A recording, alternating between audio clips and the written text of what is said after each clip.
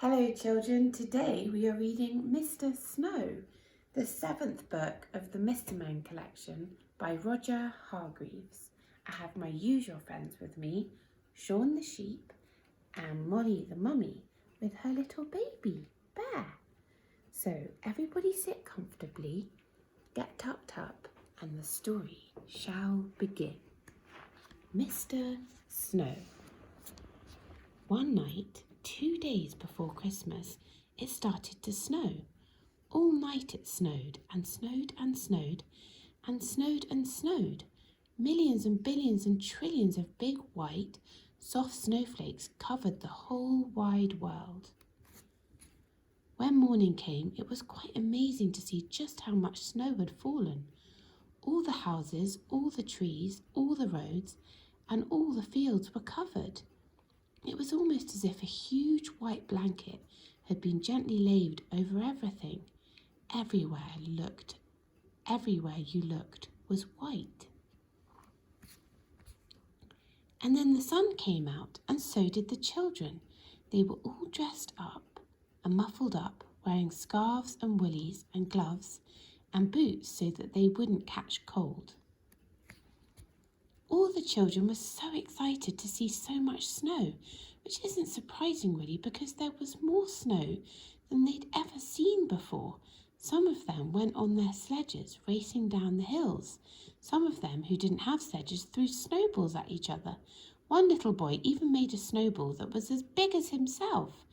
And some of the children made snowmen. Then it was Christmas Eve. The children all went home early so that they could go to bed early, so that they could get up early to see what Father Christmas had brought them. But that particular Christmas Eve, Father Christmas was in trouble, and the trouble was that it had snowed so much that Father Christmas was stuck, well and truly stuck. There was so much snow that his reindeer simply couldn't pull his sleigh, piled high with all the presents that he had to deliver to all the children. "Oh dear," thought Father Christmas to himself.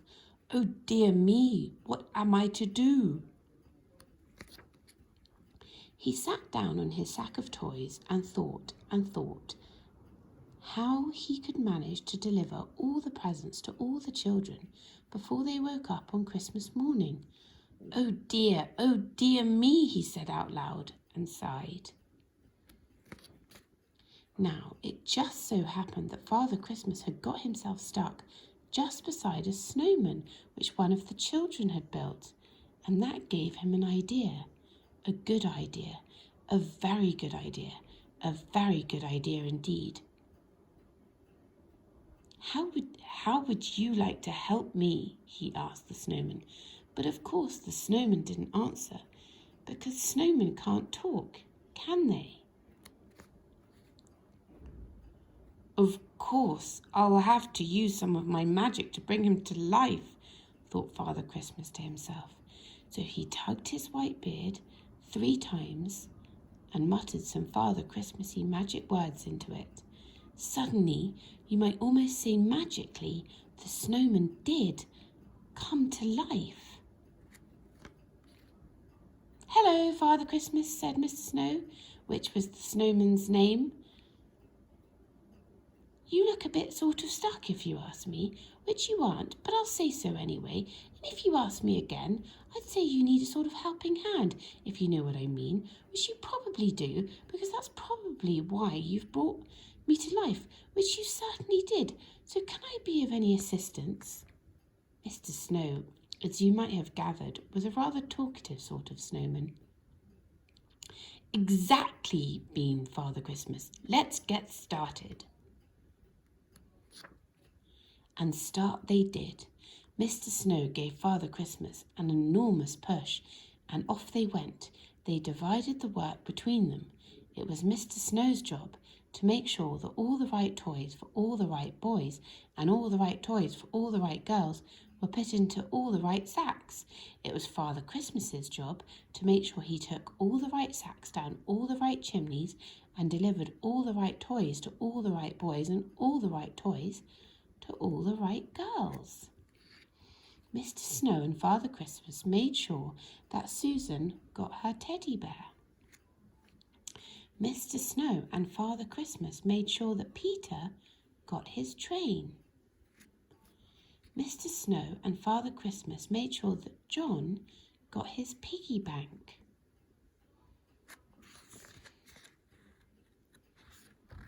Mr. Snow and Father Christmas even made sure that little Jane got her squeaky pink elephant to play with in the bath. And then, all of a sudden, they discovered that between them, they'd finished. "I'd like to thank you very much indeed for helping me deliver all the right toys to all the right boys," said Father Christmas, shaking Mr. Snow by the hand. "Not forgetting all the right toys to all the right girls," replied Mr. Snow, shaking Father Christmas by the hand. "And now I'd better turn you back into a snowman again," said Father Christmas. "Thank you again and goodbye." "My pleasure," smiled Mr. Snow. And do you know, from that Christmas to this Christmas, Father Christmas always chooses a snowman to help him. So the next time you build a snowman, you'd better make sure you build him properly, because somebody you know might want that snowman to give him a hand. And you know who that would be, don't you? Okay, children, so that's the end of the story today. Tomorrow we have Mr. Messy, so I'll see you tomorrow. Bye.